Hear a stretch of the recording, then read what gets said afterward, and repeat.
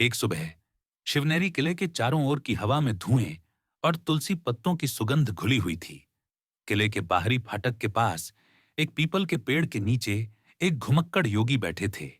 साधारण सूती वस्त्र में लिपटे, न पहरेदार न बाजे गाजे, केवल मौन और शांति के साथ। गांव वाले आपस में फुसफुसा रहे थे।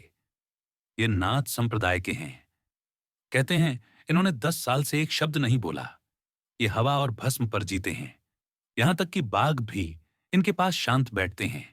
जब बाल शिवाजी ने यह सुना तो वे बिना झिझके अकेले ही ढलान से उतरकर उस योगी के सामने जा खड़े हुए।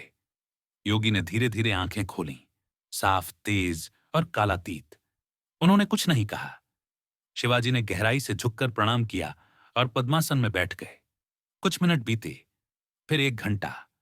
कोई शब्द नहीं, केवल मौन। अंततः योगी ने अपने पैरों के पास की भस्म में उंगली चलाई, एक गोल घेरा बनाया और उसके केंद्र में एक पत्थर रख दिया।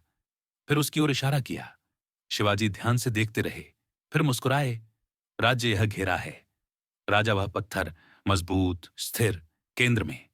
योगी भी मुस्कुरा दिए। उस दिन के बाद शिवाजी ऐसे और कई महात्माओं से मिलने लगे।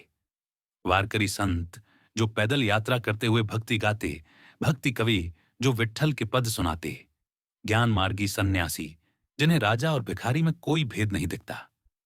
वे उनके गीत सुनते, उनका मौन सुनते और उनका सत्य ग्रहण करते।